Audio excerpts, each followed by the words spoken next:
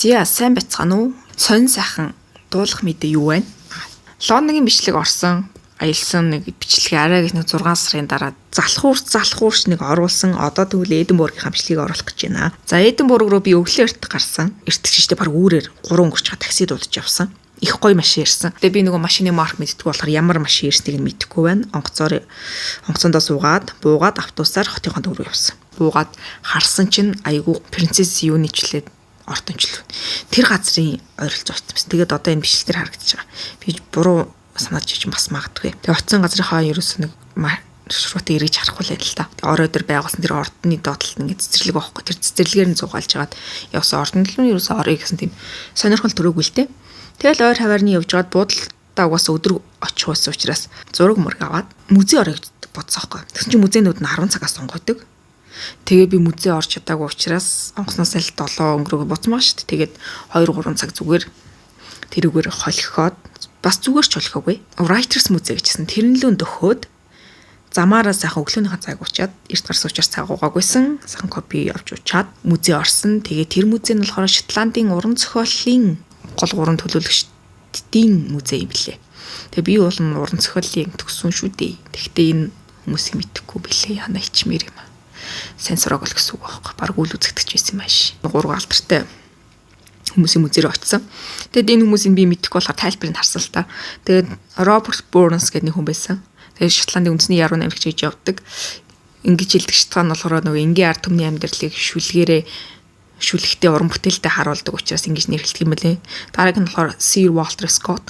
Бас 1771-ээс 1832 оны үед амьдарчсэн бас гэдэг нь буруу шүү. Өмнөх нь болохоор арай өмнө төрөөд арай өмнө нас орсон байхгүй. Энэ маань болохоор тэрний дараа. Тэгэд энэ Scott нь болохоор түүхэн роман бичдэг байсан хүн гэсэн. Эдинбургийг нөгөө одоо соёлт хот гэж роман зохиолдод үргэлжлүүлснээр илүү ард түмнээсээ хүндэтгэлүүлж чадсан. Дараагийнх нь Роберт Льюис Стивенсон. Адалтын явдалт зохиолч. Ер нь бол түүний бүтээлүүд нэг нөгөө тийм кино шиг л музейд болохоор онцлог зүйлс нь Бурнсийн гар бичмэл, Скотлийн хэвлэлийн анхны хөлбөрүүд, Стивенсны аялын тэмдэглэл байдаг. Дараа нь Бобби нэртэй нохойны хөшөөн дээр очсон. Хамартны хөрвөл аз авт дагуулдаг гэж үздэг учраас жуулчд айгүй хамартны хүрт юм билээ. Тайлбарыг хэлэхэд нэг харуулын л нохой юм шиг байна. Тэгээ эзний өгснөөс хойш 14 10 жил ер нь бол бушийг нь залуус сахиад өдөр болгооч сахиад тэгээд хотын хүмүүс хоолунд өгдөг гэсэн мэдээж хачикотой адилхан нэг бас нэг үнэн чинь нөхөрлийн түүхэнд явж байгаа юм. Шотландын үндэсний музей орсон. Зүгээр л гайхалтай.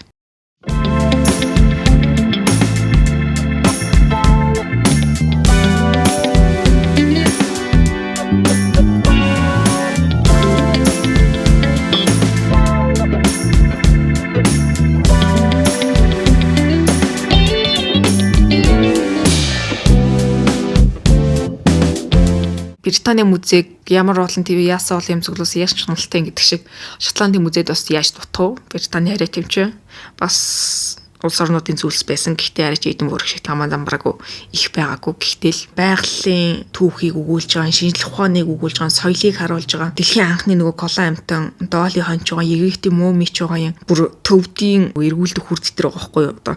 Би баг энд очиж зүгээр ганданд очсон юм шиг сэтгэл төрөл ботсон. Аль 90 гаруй тий 10 марвын жилийн өмнө ээжтэй дагсны хальт гандан манд орны хальт хүрд эргүүлжсэн юм да. Тэрнээс хойш энэ гандаа орсон юм уу? Энд ч гандаа орсон юм шиг санагдаа сайхан хүрд эргүүлж хэмрээс сэргэх маягаар явсан.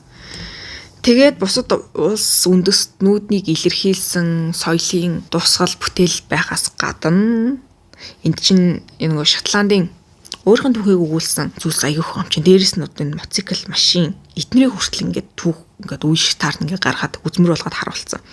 Тэр нь маш сонирхолтой. Их Британи, Шотланд тэрийн хараад хад ер нь хүүхдэд аягүй их тийм чиглэсэн тэднийг ингээд амрах суух газар байгаас гадна чөлөө цагаа өнгөрөх тийм жижигхэн булантай. Тэгээ баг ингээд орж ихний ингээд хуудсарлаад юу ойлгосон тэрийг ингээд сонирхолтой байдлаар ингээд гадлын явд сонжоо маягтай тэгээд биелүүлэг даалгавар маягтай тиймэрхүү зүйлсд аягүй хөөрхөн байгаа байхгүй. Тэгээ одоо энд харагдаж байгаа эрвэхээ байгаа хатаасаа эрвэхээ тэгээ шүүр нь байгаа юм. Би энийг болохоор хатаасаа эрвэхийг нь цогцснууд шүүрийг нь болохоор алхахын зэвсэг. Тэгээд яаж хатаач хэрхэн барьж байгаа ингээд харуулж байгаа, алчааг ингээд харуулж байгаа баримт киног нараад би зүгээр тэр нэг алхахын подкаст баримт кино шиг надад харагдаж байгаа. Ер нь бол би амьтны хүрээлэн тэр амтны дэлгүүр тиймэрхүү зүйлсэд жоохон эсрэг байр суурьтай байдаг ч хинашин ерөн зэрлэг байгальтай байвал илүү дээр гэж боддог байхгүй юу? Ямар ч амтнчууд нөгөө байгалийн шалрал.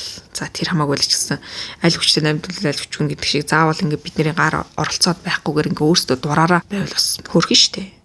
Гэтэ зарим амьтад бол яа харахгүй гэрийн дэжээр болсон амьтны лээ. Тэднийг бол яах чарахгүй шинэнд 1100 жилд. Устж өгөө болж байгаа амьтдыг ингээд дараагийн үедээ ингээд харуулах гээд музейд ингээд хатаамал болгоод ч юм уу ингээд байж байгаа зөв. Бас устгаж байгаа амьтыг ингээд орчныг нь хүрээлээд амьтны үргэлэн болгоод хамгаалж байгаа зөв. Гэхдээ бүх амьтдыг бас ингээд л хорих гээд ч юм уу тэр бас юу юм бэ? Одоо энэ зүг март. Энэ музей мэдээж нөгөө урлагийн хэсэгт. Тэр хэсгийн дээр баримл, уран зураг, театрын чимэглэл хувцас хэрэгслийг бол одоо юу ярих вэ? Зүгээр бишрэл бийс өмнө нэлжсэн вау гэдэг шиг тэгж байгаа л фаст ирсэн. Тэгж гайхалтайсэн. Бүр дахиж үзмээр санагдсан. Вау. Сэтгэл нэг л дутуу шунлын сэтгэл өрөөл энэ өдөр ингээд ядарсан байх шүү дээ. Одоо би чи буудлын руу явах хэрэгтэй байхгүй. Буудлаа очиж амарчаад хоол идчихэд маргааш нь дахиад музей рүү явсан заяа. Дуусаагүй зүйлсээ дахиж үзсэн. Тийм болохоор одоо миний энэ бичлэгтэр энэ музейн зураг бичлэгнүүд аягүй их байгаа. Гэхдээ би энэ чинь бүр багсгаад тэдхнийг оруулсан шүү. Утасны багтаамж бүр дүүрээд.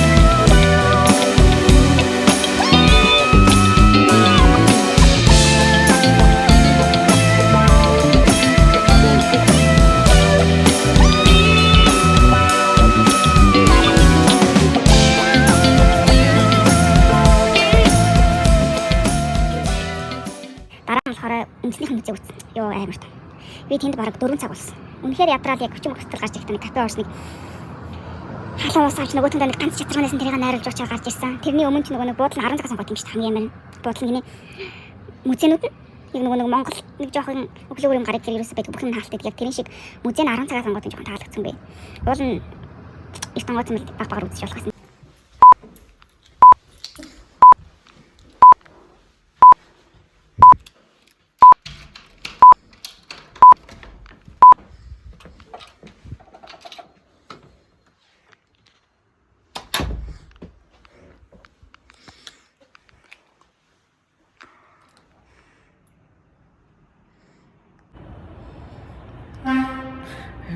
Нүүрэн дээрээ марцсан. За эдэн буурах ирсэн. Анх удаа хостелд хонж үзэх гэж өмнө дандаа буудлын юм уу нэг байр тэр чигтэн түрээслэж хамт яваад найзууд нэг зоо хонждог байсан. Энэ удаа хост түрээлсэн. Тэгээ хамгийн бага хүнтэй хостел нь 8 ортой байсан. Тэгээд энэ нь яг нэг миний үзэхэд байгаа бүх музейтэй хамгийн ойр байрлал байсан байхгүй юу? Тэгээд хостел ороод ирсэн. Ямар ч гэсэн одоогор бол өрөө жоохон таалагдж байна. Гэхдээ энэ таас 8 намхан заяа. Энд ингээд энэ тал мал суух юм бол толгойд болох юм. Харин азар яг миний дээд талд цонх байна. Би чинь цонхтой тал тондох дуртай шүү дээ. Тэгээд хамгийн өөрх нь шүү дээ. Миний орны нэр нь Fairy заяа. Бусдынх нь болохоор Unicorn, Goblin, Werewolf, Mermaid, Fiona гэсэн нэртэй юм байна. Тэг яг хөө Fairy болол байж энд. Тийм. Ямар ч өрөөний маань хүмүүс таалагдасаа. За таалагдахгүй намаагүй. Шүн нэг чимээ гаргахгүй. Надад нэг саадлаад авахгүй. Намайг сайхан унтуулж тэгэл над болоо л доо. Бусдаар бол энэ хүмүүс юугаа нэ байна над там авахгүй. Гэтэ яг нөгөө нэг доотлолт яг хостелд орж ирэхэд ресепшн хэлдэг юм байна. Яг 10 цагаас хойш ер нь бол нэг чимээ гаргаад хэрэггүй. Яг чимээ гаргах гэж бол өөрсдийнхөө яг чихвчиг зүгээрээ гэдэг юм байна. Тэгээ яг өөрсдөө гэсэн локертэй. Энэ миний локер байна. Хамгийн гол би туршлагагуутаад би анхуд нөгөө постлон шүү дээ. Углаа шавчраагүй. Энэ шат нь жоохон онцгой заяа. Тэгээ энэ орны энэ жоохон өргөн байхгүй бол ер нь бол унахаар л юм. Жоохон халцсан орж ирүүл за тэгээл магадгүй. Бариул жоохон муутай, тэр нь жоохон тиймэрхүү мэн. Уулын орныхоо энэ л жоохон нэг хаалт маягийн мосгоод бариултай бол за тэгээл тасарлаа л та. За тийм мэн. Тэгээ оройн нь ойрхон байсан түргэн олны газар орширсан. Пицца, бургер гэх мэтэдэг. Гэхдээ би бол бургер шарсан хүмүүстэй авч ицсэн. Мэдээж одоо Европт амьдарч байгаа түргэн олно айгу дуртай болчих. Тэгээ яд чад бургер пицца эцэр улам бүдүүн болоол. Тэгээ бодлоо ч амарсан байгаа. Тэгээ маргааш өглөө нь эртний жааш юм дээ. Ээж бол амарч байгаа нэг 8 өнгөрөөгд 9 төгөлд гарсан. Гараад бэлэг дурслын зүйлс мэдээж ойр дотныхан болон найз нөхөд тэнд амьдардаг ойрын хүмүүстэй ганц нэг хүрээ осор бичэн чихэр тиймэрхүү шоколад тиймэрхүү зүйлс авсан. Тэгээд айгүй хөөрхөн нэг цамхан музей олсон нь болохоор Эдинбургийн музей. Энэ музей нь болохоор Эдинбургийн хотын түүхийг харуулсан яг хотынхан шүү. Тэгээд хуучны тавилга, хувцас, газрын зураг, тухайн үеийн амьдралыг бодитоор мэдрүүлэх тийм туслах зургууд болон шавар, ваар, сав идэлүүд айгүй ихсэн. Бас нөгөө нэг тухлаад суугаад нэг амраад жоохон амьсгал авах тийм боломжтой хөрх жижиг ингээд булан тогтжуулаад өгсөн. Тэр нь айгүй хөөрхөн байсан. Ялангуяа энэ ваар, сав, галтгооны энэ хэрэгслүүдийн булан бүр маш өргөн. Энд чинь тэгээд энийгээ яаж хийдгийг харуулсан тиймэрхүү хөрхөн бас юу гаргаад өгсөн байхгүй зүгрийн хэсэг гаргаад өгсөн. Тэр нь бас хөрхөн сонирхолтой л санагдсан. Тэнд бас нөгөө нэг дайны үед байсан хүмүүсийн хэрэглийг бас нэр бас гаргаад өгсөн байсан. Бас нөгөө Бобын хотгоотын таарсан. Бас хүүхдийн хэсэг байсан. Тэгээ гараад жол явж байгаа нөгөө алдарт хагис гэдэг хоолыг хамталж үзэхээр болсон баг. Хагисыг яагаад вэ нөгөө хүмүүс гэдэг чтэй манайхантай адилхан нөгөө баг малын дотор гидсийг баг малчтай хонилах л та нөгөө дотор гидсийг ингээд миксердэж жижиглээд хүмүүс өөр зүйлстэй холиод ингээд удаа мудаа оюус моёс толиод юу атсан мэдэх хоол гэд. Тэгээд энийг гоё юм болов уу амсч үзсэн чинь надад таалагдаагүй.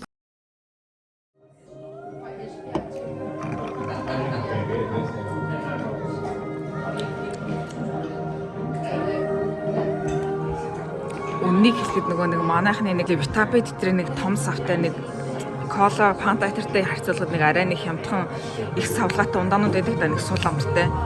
Яг тэрийн шиг амттай юм байна. Тэгээд явхтаа идэж удажвал гудам муудмаар тэнж тэр нөгөө нэг юм үлээд хөгжим идэг ш. Тэр хөгжмийг нь бас нөгөө гудамд энэ Шотландд тийм элбэг тоглож харагддаг юм билээ. Яг нэг тийм уламжлалт маяг одоо яг Шотланд хүмүүс, Ирланд хүмүүс ч юм уу тэр кельт түүхийн одоо үлдэгдэл хүмүүсийн яг нэг иймэрхүү хөгжим, иймэрхүү аял гаргадаг байх та гэсэн мэдрэмжийг төрүүлмээр тийм сонсголонтой байдаг байхгүй.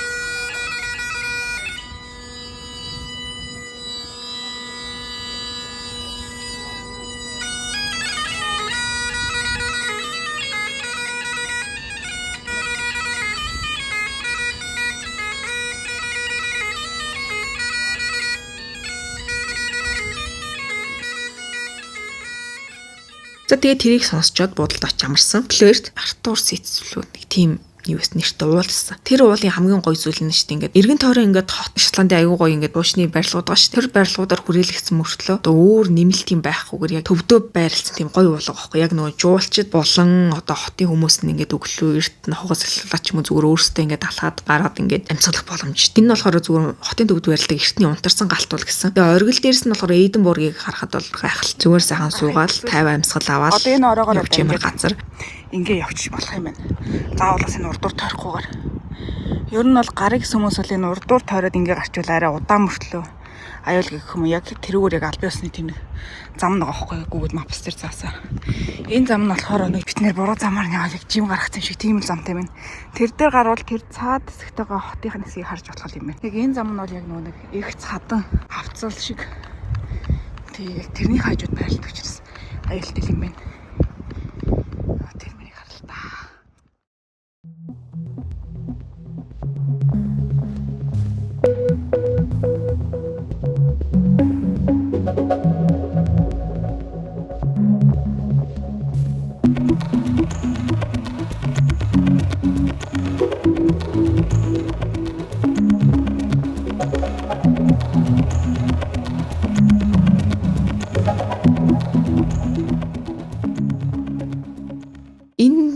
дуултай ч холбоотой бас түүх байгаамаа. Зарим домогт нь болохоор King Arthur-тай ч холбоно. Яг түүхэндээ болохоор нөгөө стратегийн хамгаалтын байрлал байсан гэдгийг билээ. Артураасаа буугаад King's Gallery гэдэг нэг галерей очиж үзье гэж төлөвлөсөн. Тэгтээ өглөө өрт явсан жоохон ядарсан байсан. Дээрээс нь бас 25 паунд гэхэр нь жоохон армын сэтгэл зөрөд ороогүй маа. Уул нь орол орчихвол байсан. Нараа тэр улс дахиж очихтой орё гэж утсан. Тэгээ гол нь нөгөө нэг доотлын гол нь жоохон зүгээр тэрлүү нь ороогүй нэг доотлын бэлэг дурслагын зүйлс рүү ороод зүгээр чихмэл тоглоом моглоом юу авчлах вэ? Төлхөрнөө осор авчлах вэ? Бас тэр худлаа байхгүй. Орхоос залах хурангуудаа эд хэрэгсэл авсан байхгүй. Бас эмхтөний шунлаа гэж. Тэгээ тэрнээс цаашаа дамжаад би нөгөө нэг Калтон хэллөө тийшээ явах замдаа нэг булшнуудаар ороод энэ чинь нэг хотын төвдө булш мөшн байж идэг шүү дээ. Тэгээ ямар ч нэг тийм нэг айх майх тийм нэг ёрын сэтгэл төрөлгөөр зөв бошнуудаар нь хүмүүсийн нэрийн уншаал жоохон хүн тэтгэл хаж байгаа нүрэл гарсан. Тэгэл Калтон хийл дээр оцсон замаараа бас нэг хөвшний нэг барилгыг нь үтсэн. Эн чинь болохоор бас хотыгаа харах тийм үл харах боломжтой цэг нөөх. Далайгаа бас эндээсээ харж жилээ. Жуулчд бас нилээ очдөг юм билээ, зураг их даруулдаг юм билээ. Би хэдэн нэг ойрох тоонод тогтоодсон баха. Тэр охтуудын зургийг дарж өгөөд оронд өөрхөн зургийг даруулсан юм. Ялангуяа жуулчд бол тэр нар жарах үеийн үзмжийг харах гэж их ирдэг гэсэн. Одоо ч гэсэн энэ миний бичлэг дээр зарим талаараа үлдээ байгаа ч гэсэн тэнгэр нь аягүй гоё харагдаж байгаа. Төрөнд би аягүй азтай явсан л. Бороо баг зэрэг орсон намайг явах үеэр. Гэтэ тэгэж их ороо үзмжүүд нь аягүй гоё байсан болохоор би бол нэг цагаагаарт нэг төвөгшөөгөөгүй. Зя энийг орчоод бас идсэн. Тэнд явжсэн нэг Япон залуу байсан юм аа. Намайг анхаарахтаа Япон уу гэж хараад. Тэгээ би чи Япон биш шүү дээ. Арай л хүрэл тэгж харагдсан юм шиг. Тэгээд тэрнтэй гажуул юм ярьж агаад хамт хоол идчихэд тэгээ хоёр тишээ салсан. Тэр маань бас нэг тэр манч гинэ. Тэр хүн бас юу байдаг гэсэн юм. Тэр нэг Instagram айгуу гоё хөтэлдэг. Гэтэ YouTube бичлэг хийдэг. Тэгтээ ингээд зураг мөрг аваад тэр нэг айгуу гоё мэдэрвчтэй тийм хүн байсан. Тэр хүнтэйгээр чи тэгэл хондоо дуусдаг. Ясаар Аз хүмүүс ясаар баяртай гэж айгуу гоё хоёр би нүнтэй л салсан. Тэгээд дэлгүүр хийсэн. Эндээс нэг гоё хөрөм авсан юм аа. Тэгээд орой болцсон байхгүй. Дэлгүүр хийсч явж байгаад л ийм хүмүүс ч үзэж чад. Тэнгүүт нь оинг гээд би л оинг гээд байгаа. Бүргэр идсэн. Гэтэ анх удаа идэж байгаа болохоор би бас мэдэхгүй. Тэгээд бүргэрийн газар ах ингээд анхны удаа юм шиг юм дунд хэмжээтэй бүргэр идвэл гоё идэх юм аа. Өгсөн. Тэгтээ гоё амттай юм билээ л. Тэгтээ би нэг бараг өмнө угаас хоол идсэн юм шиг. Нүдлэгтээ авч бол нөгөө буудалд очиж идсэн. Тэгээл сайхан очиж амарчхаад өглөө нь орой авахын дэлгүүрүүдийг орсон. Дэлгүүр орсон ч гэжтэй би юм авах гэж ороогүй. Зүгээр ингээд харахад үзмжин таалагдаад байгаа учраас орчин ингээд хөрхөн. Тэр чинь намаа штэ шинжлэх ингээд чимэглэлтэй тэм дэлгүүрс анхааралтад орсон. Айгуу хөөрхөн чимэглэлтэй юм лээ. Тэгээ тэрнээсээ яваад цаашаа би нэг сүм рүү орсон байхгүй. Гэгээн жилийн сүмчлөө 12 дугаар зуунаас ихтэй Шотландын шашин түүхийн чухал төв тооцогддог. Доторх нь одоо тэр нэг модон силбэр одоо Гэгэ Мария ертөнцийн билүү. Тэднийхэн тийм дүрсэлсэн шилэн цонхны тийм нэг бүтээлүүд идэх штеп. Одоо нэг моментум уурсал гэдэг чинь тэрнтэй төстэй. Гэхдээ яг тэр гэж болох тэр тийм шилэн бүтээлүүд нь тэр архитектур нь гайхалтай. Бас л энэ нөгөө протестант шашны тийм сүм ингэсэн. Тэгээд би чинь буцах болж байгаа шүү дээ. Сүмөө үзчихэд жоод алхаж байгаа. Тэгээд орой буцах байсан. Бас хоол идсэн. Тэгээ миний энэ сүүлд орсон хоолны газар бол үнэхээр гайхалтай хоолтой газар. Одоо энэ зургийг харж чинь далайн олон дуртай зэрэг энд харагдж байгаа юм бүгд гоё амттай байсан. Баг зэрэг лимон тийм нэг эсгэлэн зүйлсээр ингээд амтлаад өгсөн. Улам гоё час хийсэн амттай болгоод тэрнээсээ ахаад би лимонтой зармиг захаж идсэн. Тэгээ онгоцныхаа бодол руу явсан. Уул нь бол өөр газар хоол идэх төлөвлөгөөтэй байсан л та. Тэр газар маань болохоор хаалттай байсан учраас энд хоол онгоцны бодол дээр бас яаж зүгээр ах вэ? Хитэ вискиний зураг мөрөг харчаад нэг авч бол очиод найзуудтайгаа буцсан би идэх юм. Ах муухай тий. Зүгээр нэг авал найзуудтай амсуулсан. Тэгэл миний Шотландын аялал дууссан да. Миний аялсан газраас хамгийн их таалагдсан мэдээж Шотланд байсан. Шотланд дотор Эдинбург гоё юмсэн шүү гэж хэлмээр байна. За тэгээд миний энэ нэг жоохон замбраагүй яриатай тэг нэг сонин дуудлага муудлагатай бичлэг үзсэнд баярлалаа. Дараагийн бичлэгээр уулзъя. Дараагийнх нь бас аяллаа бичлэг байх гэж бодож байна. Daily vlog ч гэж магадгүй. За баяртай дараагийн бичлэгээр уулзъя.